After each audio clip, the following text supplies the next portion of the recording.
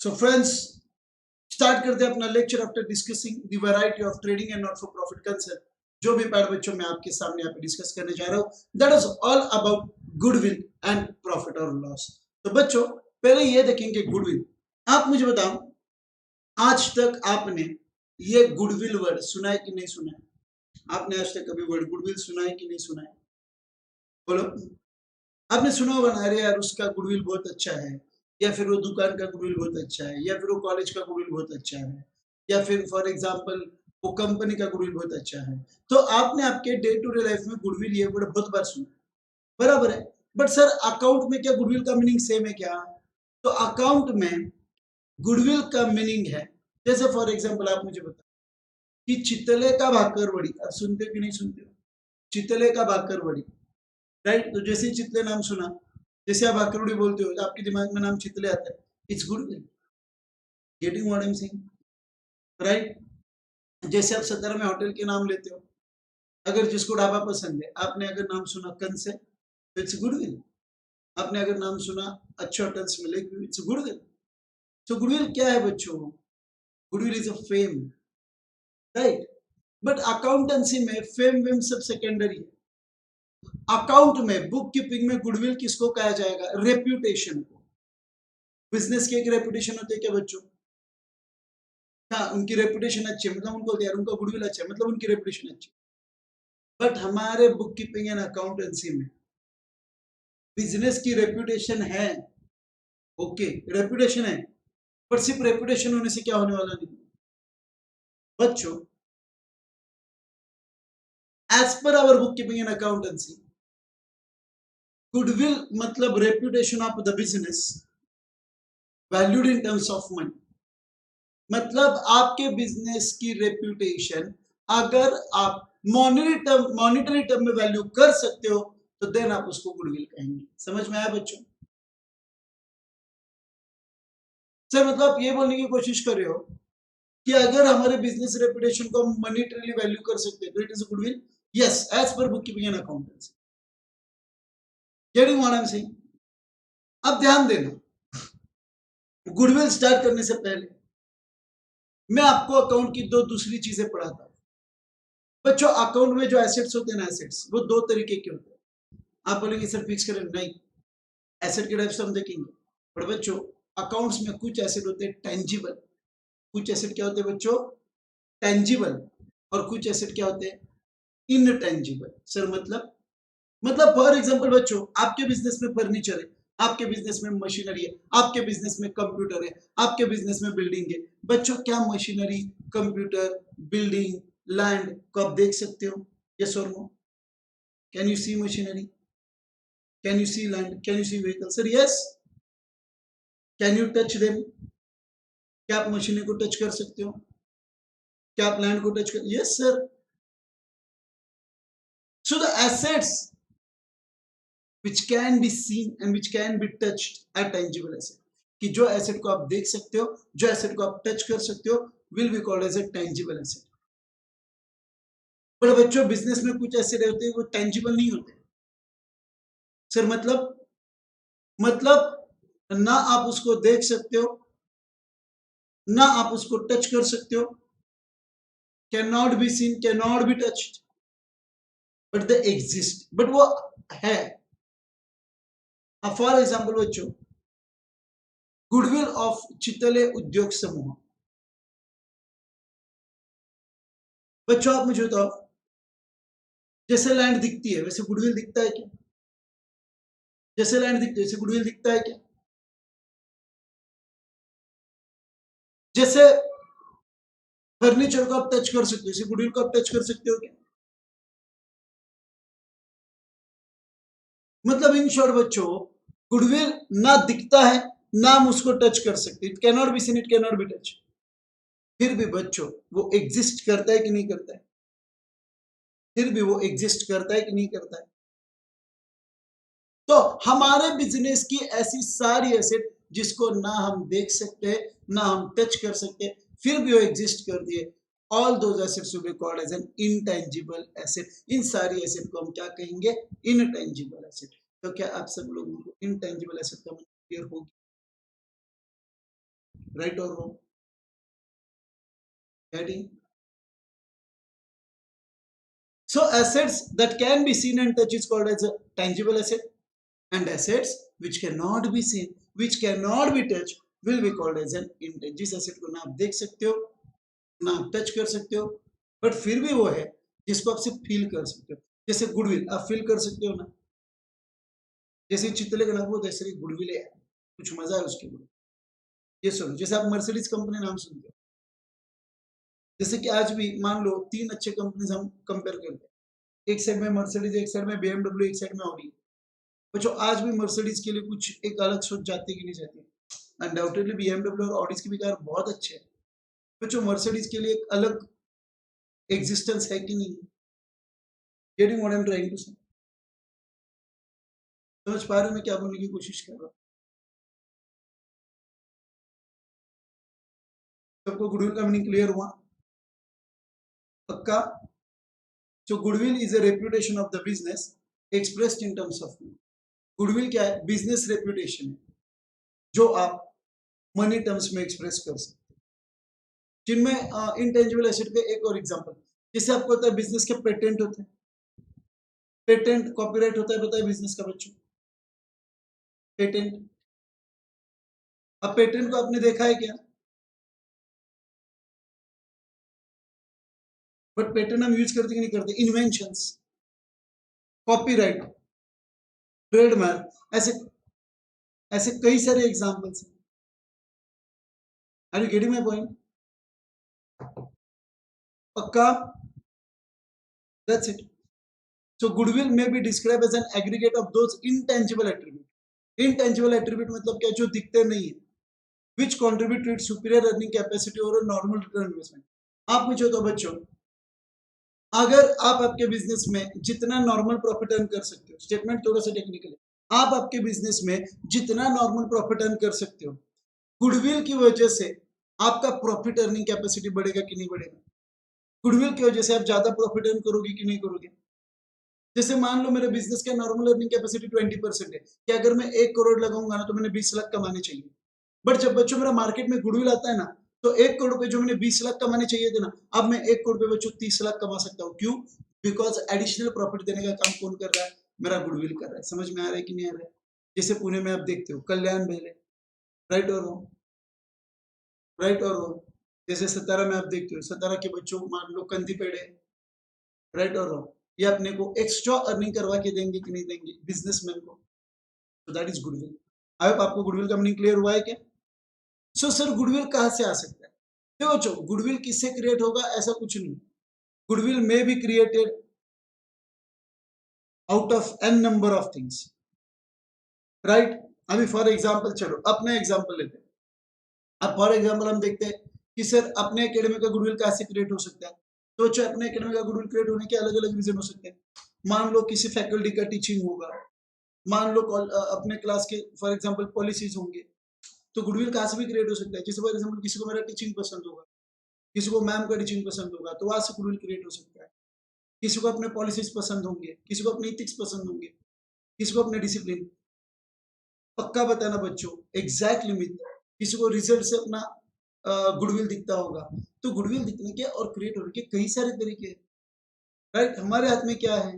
हमारे हाथ में है हम सारे फैक्टर्स को इतना फेवरेबल रखें कि हमारा गुडविल क्रिएट हो, ताकि टीचिंग अच्छा होना चाहिए, डिसिप्लिन होना चाहिए, बच्चों के साथ हमारा कम्युनिकेशन अच्छा होना चाहिए, बच्चों ने हमें इनफैक्ट ज़्यादा एज ए एकेडमिक को बच्चों ने अपना समझना चाहिए, रिजल्ट्स अच्छे दिखने चाहिए। तो ये सारे जब एट्रीब्यूट्स एक साथ आएंगे तो ऑटोमेटिक गुडविल क्रिएट होगा कि नहीं होगा?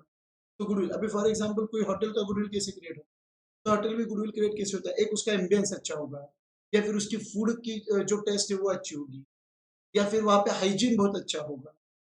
तो ये सारी चीजें ना गुडविल क्रिएट होने के लिए। Getting? So I hope you are getting meaning of goodwill. अब गुडविल के दो मेन पॉइंट क्या है? In accounting goodwill is the reputation of the business express in terms of money. कि जब भी आप आपके बिजनेस रेपुटेशन को मनी टर्म्स में एक्सप्रेस करते हो तो उसको आप गुडविल। समझ में आया क्या? whenever you will express your goodwill, you will value your reputation in the terms of money। तो बिजनेस में गुडविल मतलब सर अगर गुडविल है बट उसको मॉनेटरी वैल्यू नहीं है, तो अकाउंट में ऐसे गुडविल का कोई फायदा नहीं। अकाउंट बोलते ये गुडविल में क्या करूं। फॉर एग्जाम्पल विजय माल्या, सबको पता है विजय माल्या, विजू दादा माहिती है का सगळ्यांना, विजय दादा ओनर ऑफ किंगफिशर, एक जमाना था बच्चों उनका गुडविल। बट आज अगर आप उनके गुडविल को वैल्यू करेंगे तो निकलेगा क्या कुछ वैल्यू, बिकॉज वो ऑलमोस्ट इंसॉल्वेंट होने के लिए आया। तो ऐसे गुडविल का अकाउंट में कोई वैल्यू है क्या। बट अगर आप आज रिलायंस इंडस्ट्री की बात करते हो बच्चों, अगर आप रिलायंस इंडस्ट्री या फिर स्टेट बैंक ऑफ इंडिया की बात करते हो या फिर एक्सिस बैंक की बात करते हो या फिर एचडीएफसी की बात करते हो या फिर exactly very good Aditya Tata group की बात करते हो, तो इनका गुडविल इमीडिएटली आप बोल सकते हैं सर बहुत वैल्यू इनकी, उनका गुडविल हम रेपुटेशन मॉनेटरी टर्म्स में वैल्यू कर सकते हैं। ओके, अब सबके सामने सवाल क्या है कि सर कैसे करेंगे रेप्यूटेशन को मॉनेटरी टर्म्स में वैल्यू कैसे करेंगे। बच्चों, गुडविल को मॉनेटरी टर्म में वैल्यू कैसे करना है ये आपको आपके 12th स्टैंडर्ड के टॉपिक नंबर 1 नहीं, टॉपिक नंबर 3 में दिया होगा, नए सिलेबस के हिसाब से टॉपिक नंबर 4। तो गुडविल को वैल्यू कैसे करना है 12th standard topic number 4। Goodwill is an intangible asset, बच्चों सबको पता है ना, गुडविल इंटेंजिबल एसेट सबको क्लियर है ना, क्लियर, क्या बात है। तो आप मुझे बताओ, क्या आप सब लोगों को गुडविल का मीनिंग क्लियर हुआ क्या, पक्का। अकाउंट के हिसाब से गुडविल किसको कहा जाना चाहिए, क्लियर हुआ क्या, क्या बात है। Moving ahead guys, profit oblique loss, क्या दिया प्रॉफिट ऑब्लिक लॉस में, when the selling price of the goods is more than the cost price it is a profit. अब ये कॉन्सेप्ट है ना बच्चों, मैं आपको एकदम इजी करके पढ़ाने वाला हूँ। ये जो सारे कॉन्सेप्ट है बच्चों, मैं आपको एकदम इजी करके पढ़ाऊंगा। आप सब लोग ध्यान दो बच्चों, सारी चीजें आपको स्टेप बाय स्टेप समझ जाए। ओके,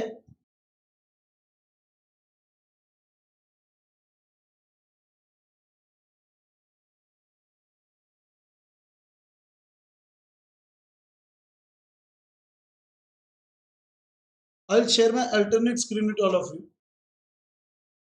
ताकि आपको उसकी एक्सेसिबिलिटी क्लियर रहे।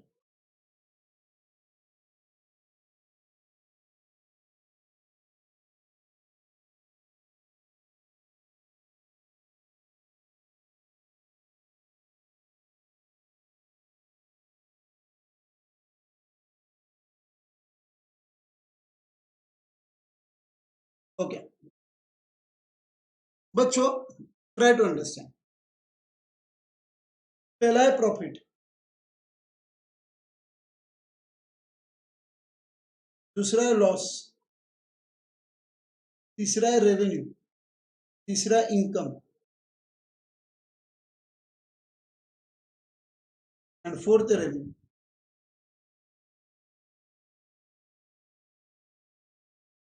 बच्चों ट्राई टू अंडरस्टैंड, मेरे बिजनेस में मेरे बिजनेस में अगर मैंने 1 लाख रुपए का माल लिया, बच्चों सॉरी, अगर मैंने मेरे बिजनेस में 1 लाख रुपए का माल बेचा, तो क्या बच्चों पूरा की पूरा 1 लाख मुझे मिलता है क्या, उसमें मेरे सारे खर्चे जाएंगे कि नहीं जाएंगे। तो मान लो बच्चों, जो माल मैंने 1 लाख रुपए में बेचा है, वो माल की जो कॉस्ट थी, वो माल की जो कॉस्ट थी,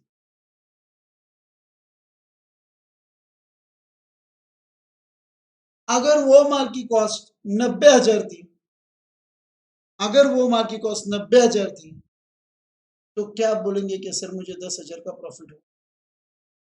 तो प्रॉफिट क्या है, प्रॉफिट मतलब बच्चों जब भी आप माल बेचते हो, तो जो भी मुनाफा आपको रहेगा, जो भी मुनाफा आप समझते हो ना, मुनाफा जो काय फायदा तुम्हाला राहील, दैट इज योर प्रॉफिट।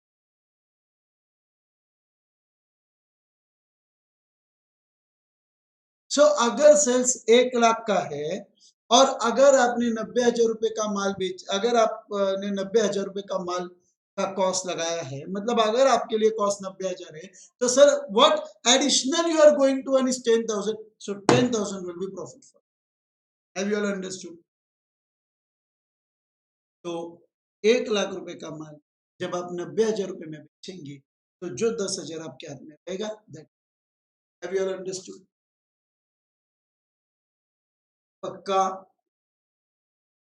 सब लोगों को क्लियर हुआ?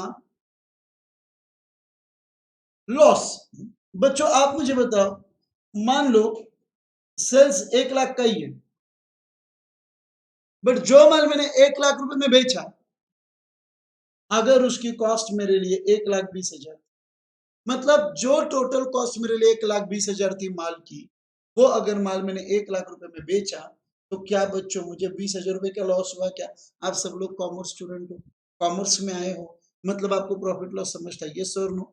मैं हमेशा कॉमर्स स्टूडेंट को मानता हूँ, बिकॉज कॉमर्स स्टूडेंट को प्रॉफिट लॉस समझता है। भाई अपने को वो बहुत भारी वाली इंजीनियरिंग नहीं समझी तो भी चल जाएगा, भाई अपने को वो एक्सपेरिमेंट नहीं समझे तो भी चल जाएगा, बट अपने को है ना बच्चों, जो चीज जिंदगी में लगती है ना वो समझते हैं, वो है पैसा और प्रॉफिट।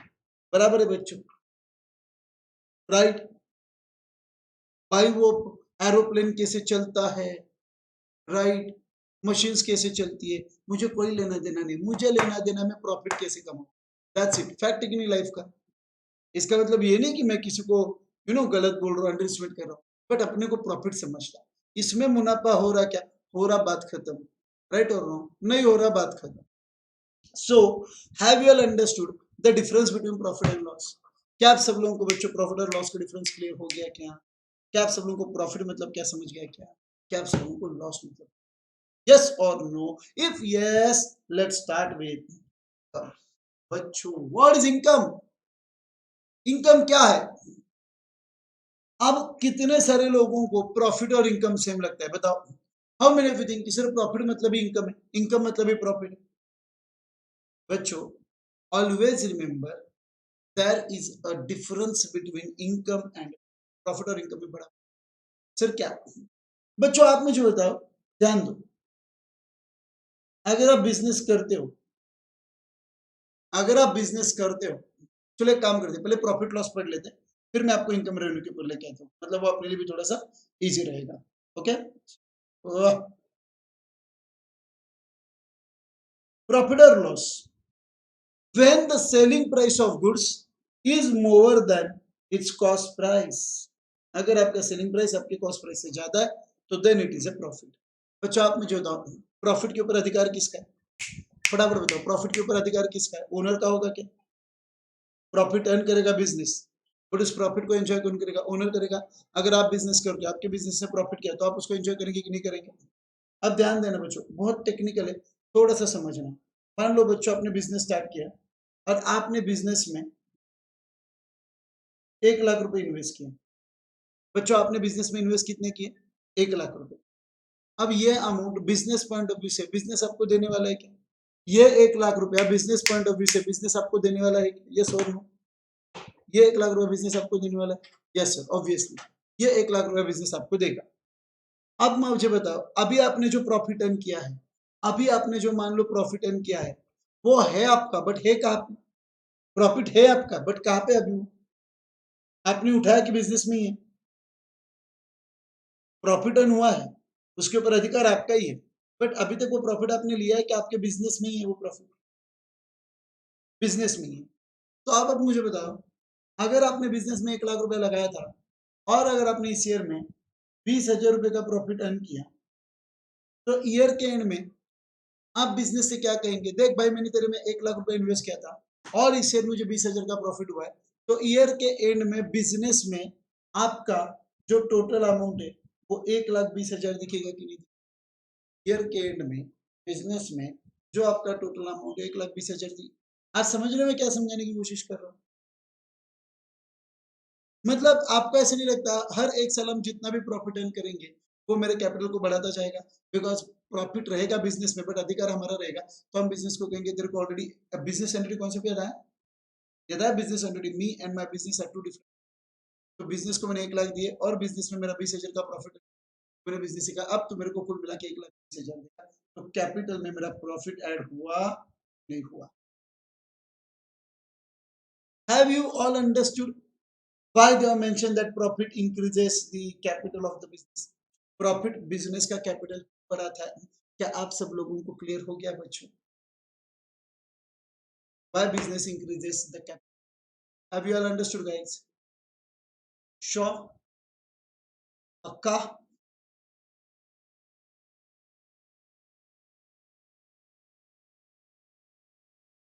क्या बात है, क्या बात है। अगर आप सब लोगों को ये क्लियर हो गया है बच्चों,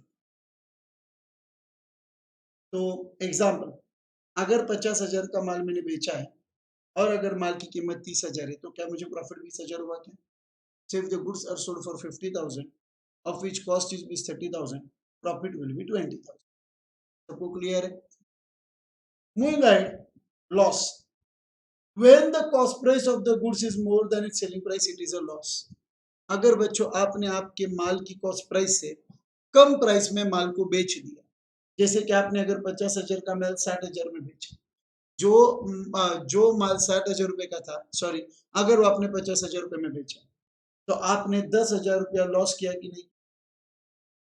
अब मुझे बताओ, जो माल बिजनेस में 60,000 का था, वो आपने 50,000 में बेचा, तो लॉस बिजनेस में हुआ है कि नहीं हुआ? आप मुझे बताओ, जैसे प्रॉफिट आपका था, जैसे आप प्रॉफिट एंजॉय कर रहे थे, वैसे लॉस भी किसको बेयर करना पड़ेगा? जैसे प्रॉफिट एंजॉय करने का काम आप कर रहे थे, वैसे लॉस बेयर करने का भी काम कौन करेगा? एग्जैक्टली, करेगा कि नहीं करेगा ओनर?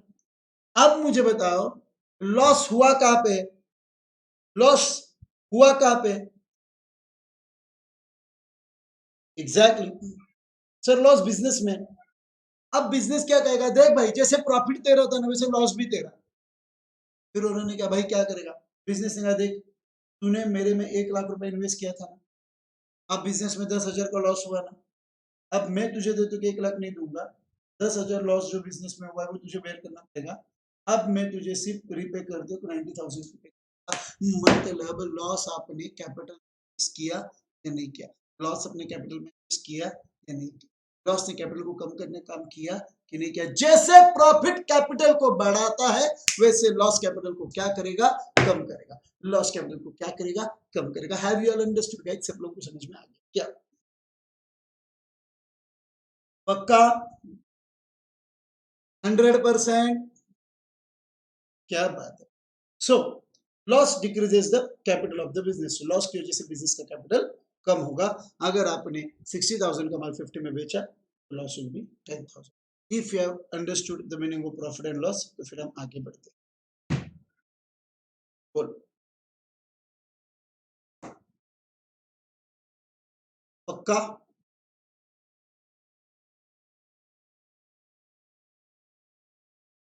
श्योर? अब बच्चों,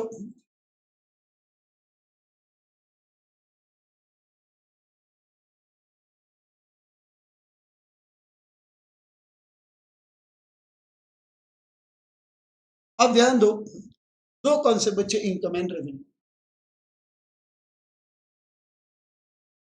बच्चों, अगर मैं बिजनेस कर रहा हूं, पहले हम रेवेन्यू देखेंगे। अगर मैं बिजनेस कर रहा हूं और बच्चों अगर मुझे माल बेच के, फॉर एग्जाम्पल अगर मुझे माल बेच के 1 लाख रुपए है, तो क्या मेरा प्रॉफिट 1 लाख हुआ क्या? क्या मुझे प्रॉफिट 1 लाख हुआ क्या? आप बोलेंगे सर माल बेच के 1 लाख आया, पर उसमें से जब तक आप आपका खर्चा हटा देने आपको प्रॉफिट नहीं मिलेगा। बट बच्चों माल बेच के तो मुझे ग्रॉस अमाउंट 1 लाख आया कि नहीं आया? माल बेच के तो मुझे ग्रॉस अमाउंट 1 लाख आया कि नहीं आया? तो आप आपके बिजनेस में जो एक्टिविटी कंडक्ट करते हो, आपकी जो बिजनेस एक्टिविटी है बच्चों, आप मुझे बताओ, अगर मेरा कपड़े का दुकान है, तो मेरी बिजनेस एक्टिविटी क्लॉथ बेचना है कि नहीं है? अगर मेरा होटल का बिजनेस है, तो मेरी बिजनेस एक्टिविटी फूड बेचना है कि नहीं? अगर मेरा हार्डवेयर का दुकान है, तो मेरी एक्टिविटी हार्डवेयर इंस्ट्रूमेंट बेचना है कि नहीं? तो मेरे बिजनेस एक्टिविटी से मुझे जो भी पैसा मेरे हाथ में आए, that will be called as a revenue. मतलब जितना पूरा अमाउंट माल बेच के वो रेवेन्यू होगा कि नहीं होगा? प्रॉफिट नहीं, रेवेन्यू। मतलब टोटल आपके हाथ में कितना पैसा है। अगर आपने 1 लाख का माल बेचा, तो टोटल आपके हाथ में 1 लाख आएगा, आएगा या फिर आने का रहेगा। कैश में बेचा तो 1 लाख आएगा, क्रेडिट में बेचा तो आएंगे, बट इनकम तो हो गया ना, रेवेन्यू तो हो गया ना, सॉरी। सो रेवेन्यू मतलब the gross amount which you receive from the sale of goods and services. कि गुड्स एंड सर्विसेज बेच के जो भी ग्रॉस अमाउंट आपके हाथ में आएगा is revenue. Have you all understood the word? Have you all understood the meaning of revenue?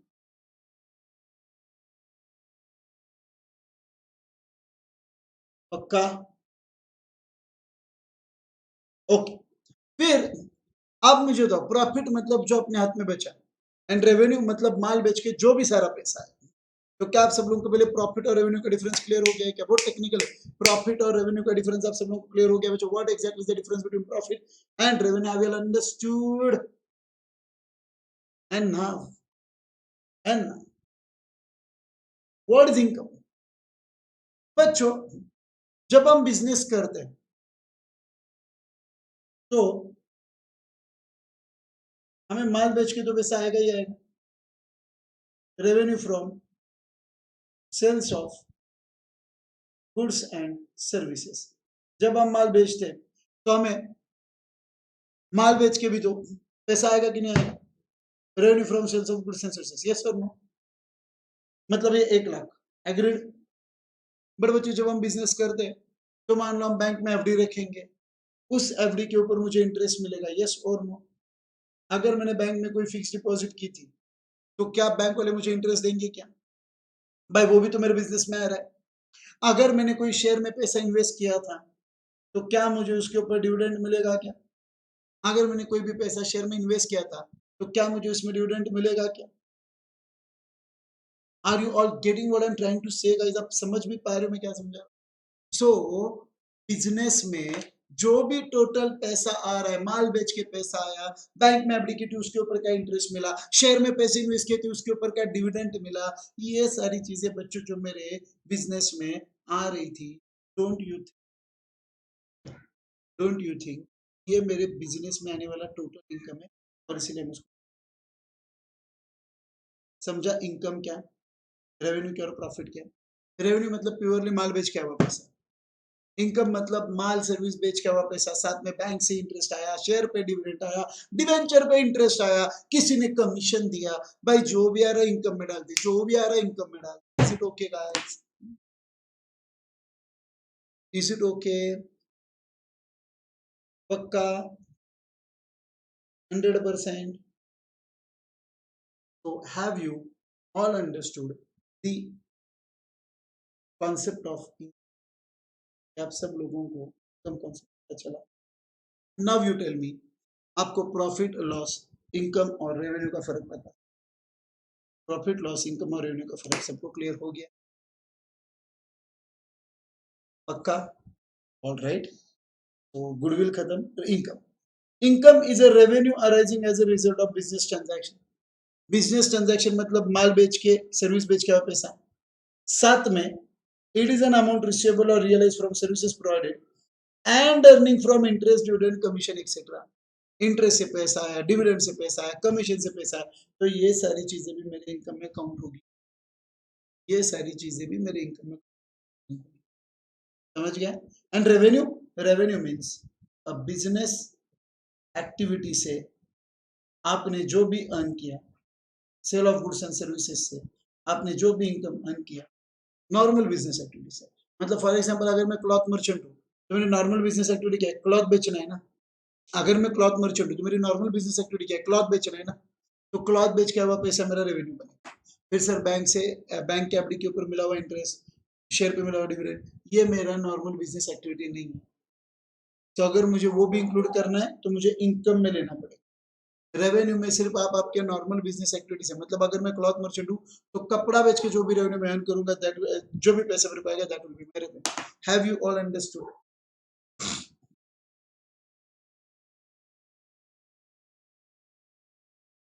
So profit loss income and revenue, profit loss income and revenue आप सब लोगों को क्लियर हुआ है क्या?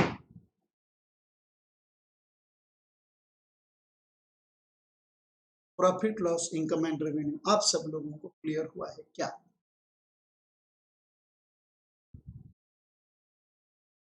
पक्का?